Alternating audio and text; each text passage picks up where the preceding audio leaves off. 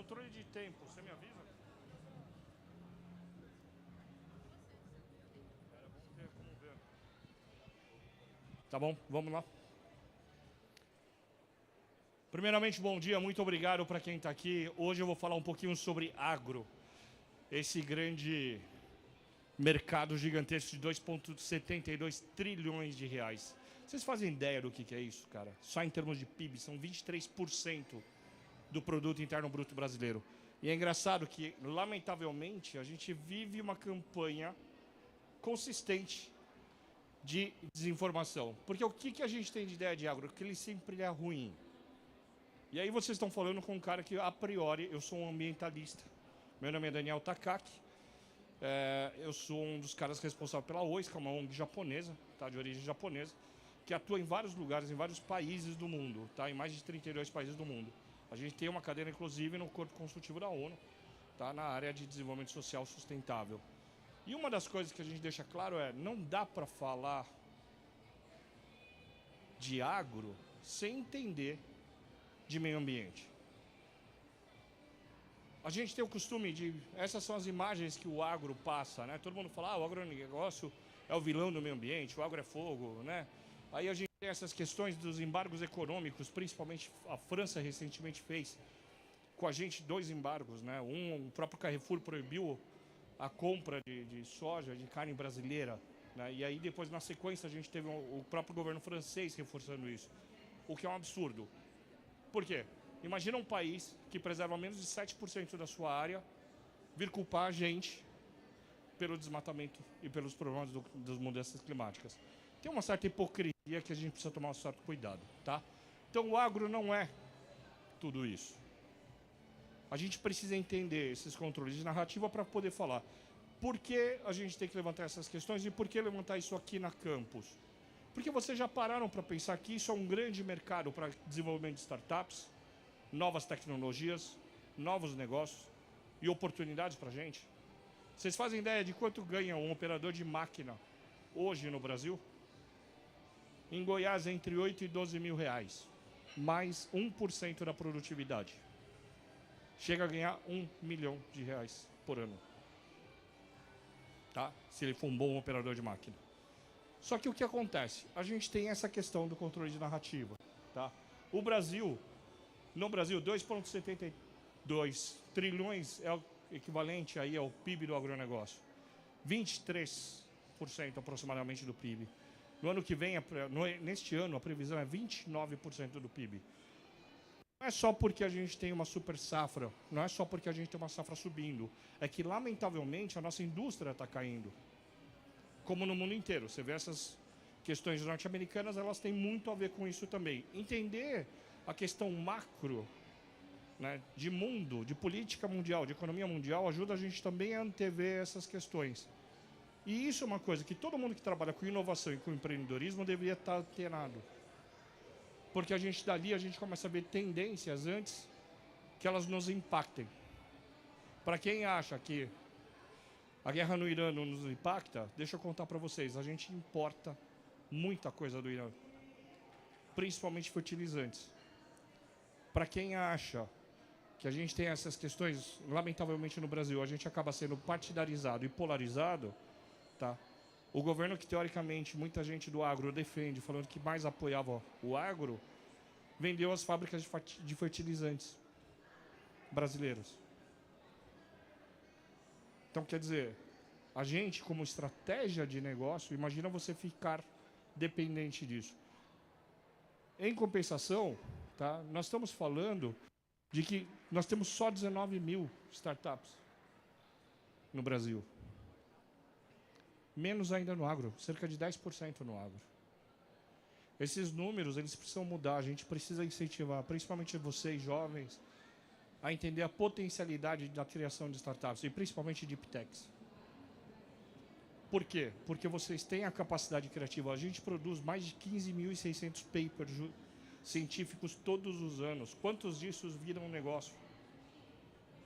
Quantos disso a gente transforma efetivamente em negócio? Então, existe uma importância fundamental na forma como a gente trata essas informações. Mas a grande questão é, inovar no agro é resolver problema real. A gente não está falando de groselha, a gente não está falando de coisas aleatórias, a gente está falando de realmente da gente impactar, porque o agro está em tudo, na roupa que a gente veste, na comida que a gente come. E a gente não para pensar na importância. Querem diminuir a quantidade de seres humanos no mundo? Acaba com o agro brasileiro. A gente alimenta 8% da população mundial. Então, essas coisas são importantes. Esses são os temas que a gente tem que ficar de olho num primeiro momento, numa primeira análise sobre o que é importante, não só para o Brasil, lembrando, um mercado de 2 trilhões, acho que é um bom mercado para a gente trabalhar. Então, a gente precisa estar atento a essas possibilidades, mas principalmente a o que é interessante para a gente trazer. Nós estamos falando ali de drones, nós estamos falando de quê? De biotecnologia. Para quem não sabe, só de bioinsumos a gente economiza, graças a uma pesquisadora brasileira, a gente economiza por ano 38 bilhões de dólares. Por conta de uma enzima.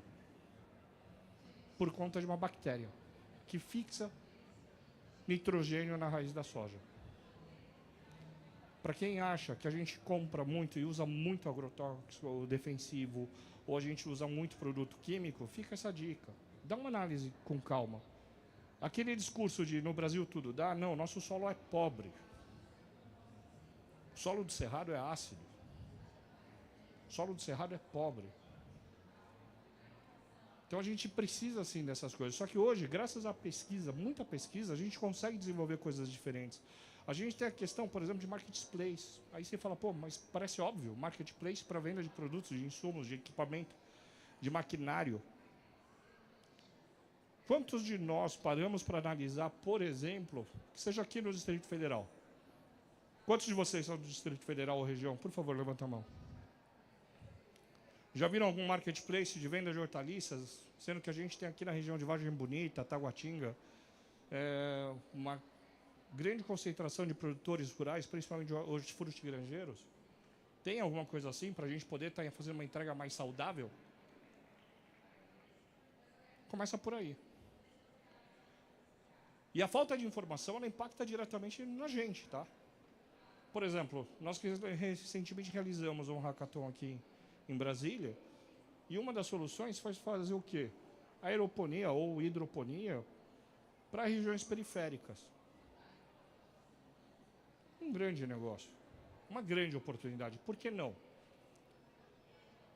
Gera renda, garante segurança alimentar, e para quem não sabe, 28% aproximadamente da população do Distrito Federal sofre de insegurança alimentar.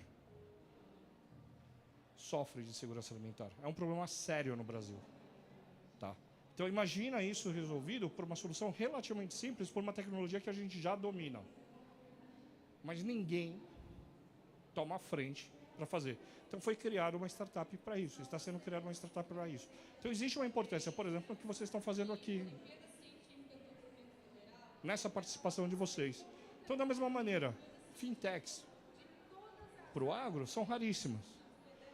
Não vou nem falar questão de carbono, né? Agricultura regenerativa, tudo isso está aberto. Mas quem lucra com isso? A gente vai ficar importando tecnologia? A gente vai ficar esperando as coisas virem? Não. A gente tem como desenvolver muita coisa boa aqui no Brasil. E isso precisa mudar. A gente precisa entender, valorizar, dar espaço, mas principalmente acreditar nessas soluções que vêm de vocês. O Brasil não adaptou as tecnologias de fora. Quando a gente conquistou o Cerrado, nós estamos falando de conquista do Cerrado, e a gente se tornou de um país que importava 30% dos alimentos para se tornar um país exportador de alimentos, a gente teve que encarar uma série de coisas. Por quê? Nós tivemos que inventar o nosso agro. Nós tivemos que inventar um modelo próprio de negócio. Então existem muitas oportunidades. E um dos grandes celeiros que eu aconselho qualquer pessoa que pense em alguma coisa ligada a agro vai visitar a Embrapa. Vai visitar nossos centros de pesquisa. Vai conhecer minimamente o que já está sendo desenvolvido. Uma dica para vocês saberem. Alguém faz ideia quanto fatura um hectare de soja? São, na média nacional, 52 sacas, a R$ 100 cada um. Bom dinheiro. R$ 5.000, R$ 6.000 por hectare, bruto. Bom dinheiro. Sabe quanto fatura um produtor de mirtilo, 1 hectare? Sabe o que é mirtilo? Blueberry. Sabe onde é a maior produção de blueberry do Brasil? Sabe qual? Distrito Federal. Melhoramento genético e criação altamente controlada. Técnica desenvolvida na Embrapa. Um produtor de mirtilo no Distrito Federal tem previsão de faturamento no seu terceiro ano de produção, que é quando as plantas estiverem maduras, tá? De R$ 1 milhão por hectare.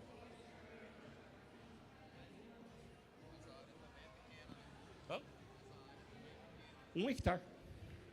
Comparado com soja. Eu resolvo o problema da agricultura familiar, colocando um produto de alto valor agregado. IP, que a gente falava, vamos fazer, vamos começar a ter as questões. A gente só vê o pessoal falando sobre o que para reflorestamento. Vamos fazer pinos para poder colocar lá para servir de madeira, etc. Não é? Eucalipto. Todo mundo já sabe, aqui é lugar comum. Se vocês são do Cerrado, vocês sabem. Não tem madeira melhor do que o IP. Sabe quanto tempo o IP está pronto para corte hoje? Graças à Embrapa? 3 anos. É ou não é da gente ficar orgulhoso? Nós temos 2 pessoas que, assim, quando a gente fala sobre heróis brasileiros, que ninguém nem sabe. Esse velhinho aqui, eu tive o prazer de conhecer. Na realidade, os 2 velhinhos eu tive o prazer de conhecer. Alisson Paulinelli foi quem criou a Embrapa, foi o nosso primeiro ministro da Agricultura, que teve essa visão de tirar essa questão da nossa dependência de importação de alimentos. Tá? Johanna Doberhammer, ela que fez essa pequena bactéria que faz com que você tenha rizomas, ou seja, se alguém algum dia tiver curiosidade e for ver uma planta de soja e tirar, vai ver que nas raízes tem umas bolinhas. Essas bolinhas são de nitrogênio. O nitrogênio serve para quê? Para fazer fotossíntese. Tá? Então, antes de criticar, é químico, é qualquer coisa, para pensar um pouquinho, tá? Porque é uma coisa necessária para a vida da planta. Graças a essa pesquisadora, a gente economiza 38 bilhões por ano. Por ano. Graças a esses 2, a gente não tem segurança alimentar no Brasil. Graças a isso, a gente hoje alimenta 8% da população mundial. Recentemente, Mariana, Hungria, ganhou o World Food Prize, um prêmio equivalente ao Nobel de Alimentação. Também trabalhando com rizomas. Hoje, o que ela descobriu sobre bioinsumos está em 40 milhões de hectares no Brasil. Ela fixa de carbono, ela economiza de carbono 230 milhões de toneladas de carbono. 25 bilhões de dólares é o que ela rende por ano para o Brasil. Aí eu pergunto para vocês, alguém sabia? Sabe quando foi anunciado esse negócio, sabe o que estava na mídia brasileira? Desculpa o termo, a porra da Virgínia. É ou não é pra gente ter vergonha da nossa seleção também, daquelas notícias que chegam pra gente e a forma como a gente olha? É por isso que a gente precisa ficar atento, principalmente se a gente está falando de inovação. Como é que a gente fala de inovação se a gente não consegue perceber essas oportunidades gigantescas que a gente tem e acaba não olhando simplesmente e unicamente porque não tem? Isso daqui é da década de 80. Boa parte de vocês não vão nem lembrar, nem fazer ideia. Mas a gente tinha uma dependência de importação de alimentos. A gente passava fome. A gente vivia em insegurança alimentar. Hoje, o Brasil ainda tem situações, como eu citei, inclusive aqui no Distrito Federal, mas a gente é exportador, a gente tem capacidade de produção. Hoje é um problema social de outra magnitude, tá? De outra forma, que a gente precisa tratar também. Mas nós temos novos desafios, tá? Nós já estamos falando aqui no Brasil de agricultura tropical regenerativa. Um termo relativamente novo, mas para vocês terem uma ideia, a gente consegue dobrar nossa capacidade produtiva sem derrubar 1 hectare, uma árvore a mais. Sem derrubar uma árvore a mais, a gente conseguiria dobrar a nossa capacidade. But, entretanto, todavia, de novo, a gente fica batendo na questão agrícola sem entender. Diferente de outros países, nós não temos inverno com neve para acabar com pragas. É por isso que a gente usa bioinsumo, é por isso que a gente usa defensivo. Não é à toa. De novo, existem seus maus produtores? Sim. Mas não é justo a gente condenar todo um setor por conta de uma exceção. Existem maus médicos. Quantos casos de médicos a gente conhece que tem desvio de conduta? Anestesistas. Advogados. Às vezes, pastores, padres, etc. Então, por que a gente culpa todo um setor como se todos eles fizessem parte do mesmo problema? A gente precisa estar muito atento a isso. Porque, na realidade, o Brasil é cobrado para parar de produzir. Se a gente continuar a nossa produção, alguém perde. Alguém ganha. Alguém continua a vender. De novo, exemplo da França. Nos pune, vai comprar de quem? Alguém. Eles continuam consumindo. Alguém tem interesse nisso. Alguém tem interesse em falar que a gente é predatório. Alguém tem interesse de falar que a gente está distribuindo na Amazônia. Alguém tem interesse em apontar o dedo para a gente, em falar que nós somos causadores da mudança climática. Quem aqui já parou assim em algum momento e teve essa imagem? Pô, será que a gente é o causador das mudanças climáticas? Então alguém ganha com isso. A gente precisa estar atento a isso. Por quê? Porque isso também muda a forma como a gente encara os nossos negócios. Só para vocês entenderem. Isso é o que o governo preserva. 206 milhões. Um bom número. Isso é equivalente a 10 países europeus. Uma boa área, né? Isso é o que é preservado dentro de propriedade rural. 218 milhões de hectares. Parece pouco assim, porque está espalhado, né? A soma desses dois dá isso. 66,3% do nosso território é preservado. Se você comprar 1 hectare na Amazônia, você só pode usar 20%, 80% é obrigatoriamente preservado. Qualquer produtor rural entende a necessidade da água, entende a necessidade de manter o clima, porque ele vai acostumar com aquele clima, ele vai acostumar com aquelas pragas, ele vai acostumar com aquilo que tem, e ele vai se adaptar. Você acha que uma indústria, na hora que ele se implementa, ele está aí com a água?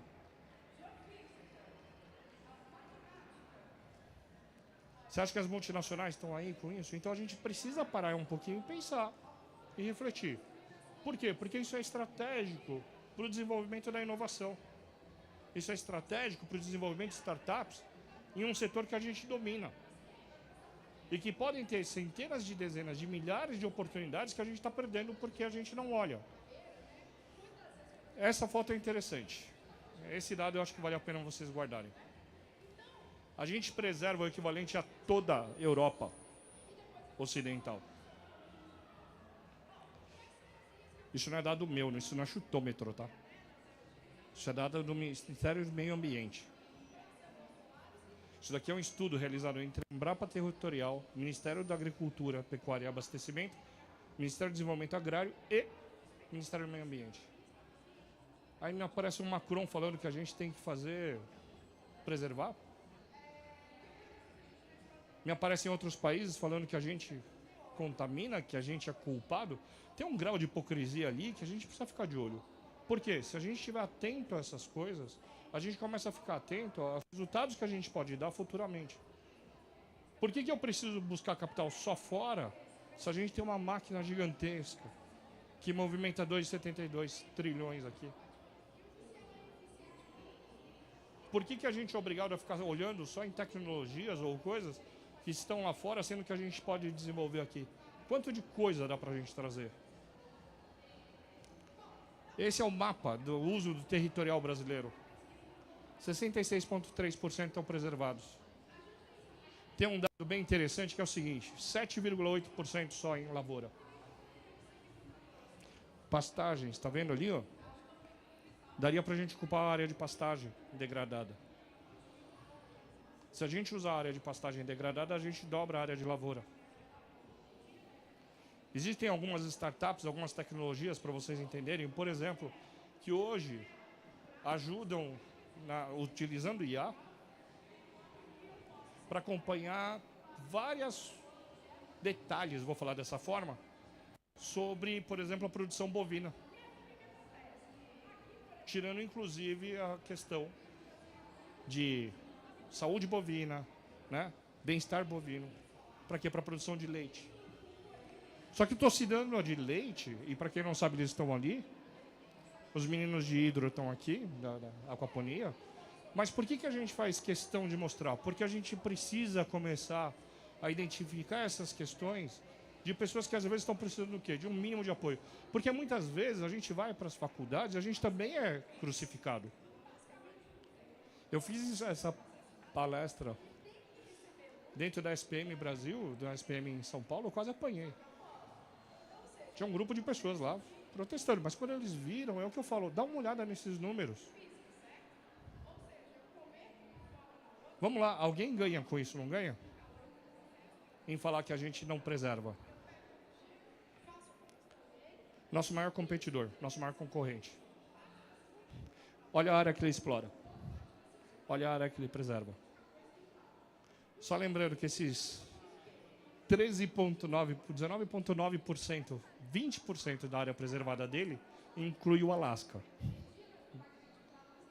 que não dá para produzir nada. Inclui o deserto de Nevada e da Califórnia, que também não dá para produzir nada. Aliás, daria, se eles tivessem a nossa tecnologia. Porque a gente produz na Caatinga. E se vocês não sabem, provavelmente vocês já beberam um vinho de alta qualidade da Caatinga brasileira. E se não provaram, vão provar. Ao invés de dar valor para coisa de fora só, comece a dar valor para as coisas de dentro. De lugar que a gente nem espera. Quando comerem agora um blueberry, tenham orgulho do que a gente está fazendo com isso. Morango, a mesma coisa. Banana. Hoje a gente engorda um boi em 16 meses. 1 ano e 4 meses. Antes levava 5 anos. Não é hormônio, tá? Para de achar lorota nesses negócios. Não é hormônio. Isso é genética. Isso é genética. Bons tratos, alimentação. Então toma cuidado com o controle da narrativa. Aqui, ó, vamos fazer uma brincadeira besta? 29% de pastagem? Alguém aqui já assistiu aquela série Yellowstone? Aquele é o maior discurso anti-Brasil que eu já vi recentemente. Isso se chama soft power. Por quê? Pensa no seguinte, já que você assistiu. O cara é um latifundiário que tomou terra indígena, né? Que no primeiro capítulo ele vai lá e tenta matar um monte de gente. Aliás, ele entra para roubar, né, gado em terra indígena. Ele destrói um rio, porque não queria que o vizinho tivesse água. Ele não deixa o povo crescer, porque ele mantém ali um feudozinho dele. Ele tem trabalho escravo, porque inclusive ele marca ferros, cara. Só que é o Kevin Costner, né? Aí ele pode. Ele pode. Na penúltima temporada, ele deixa claro, a filha dele deixa claro para ele, que ele não vai conseguir recuperar por um motivo muito simples. Você lembra? Qual que era? Tem uma empresa brasileira, que é a maior produtora de proteína animal do mundo, e por causa disso você vai acabar com o American Way of Life. Daqui a pouco a gente vai ter esse controle de narrativa e a gente simplesmente vai começar a ser atacado porque a gente destrói a floresta. Imagina a nossa capacidade.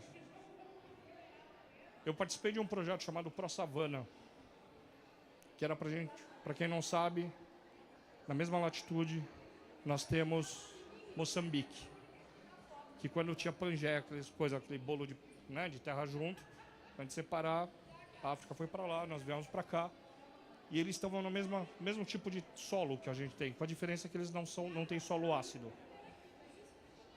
Eles estão a 13 dias de 1/3 da população mundial, Paquistão, Índia e China. Tem uma área equivalente ao que a gente tem aqui de centro-oeste de produção. Um clima ideal para produção. Só tem um problema. Eles não podem produzir. Por quê? Porque falaram que o perigo era que fizesse igual foi feito no Cerrado Brasileiro. Como se ninguém tivesse capacidade de aprendizado, né? Só que a gente mudaria completamente o eixo econômico da África. Se transformava e acabava com dependência de alimentos da África. Então a gente precisa tomar cuidado, muito cuidado com essas narrativas. Mas principalmente entender que se a gente quer trabalhar com propósito, também dá para trabalhar com agro. Existe uma crítica propositiva de que a gente não está falando que o agro não é todo ruim. Não, é melhor que isso. O agro, a priori, ele é bom. Eu não conheço um produtor que quando tem uma criança doente, fala, lá na fazenda dele, fala, deixa aí, depois melhora. Ele é o primeiro a pegar a porra do carro e levar para a cidade. Se não tiver escola na região, ele monta a escola. Aí você pode falar assim, mas é porque senão os caras não ficam lá na fazenda para trabalhar. Mas ele não é obrigado, cara. Ele não é obrigado, e ainda assim ele faz. Então a gente precisa estar atento nas narrativas para entender o que a gente tem. E quantas oportunidades a gente perde porque a gente não olha. Eu não consigo abrir uma fazenda de algas no Brasil, apesar da gente ter 8.000 quilômetros de litoral. Minha ideia era produzir uma alga. Se eu substituir 5% do alimento do gado por essa alga, eu diminuo em 95% a emissão de gás metano. Eu transformo o nosso gado em verde. Para quem não sabe, 1 hectare de alga retém 3 vezes mais CO2 do que 1 hectare de floresta. Um lago na Amazônia, 1,3 vezes mais de CO2 do que 1 hectare de floresta. Então, de novo, COP15, os países desenvolvidos, vamos chamar dessa forma, prometeram 100 bilhões de dólares ao ano para ajudar países em desenvolvimento a proteger suas florestas. Sabe quanto disso veio até hoje? 0. São os mesmos que cobram da gente, os mesmos que cobram dos outros. Eu gostaria de agradecer imensamente a oportunidade aqui da Campus. Muito obrigado a toda a equipe da Campus pela oportunidade.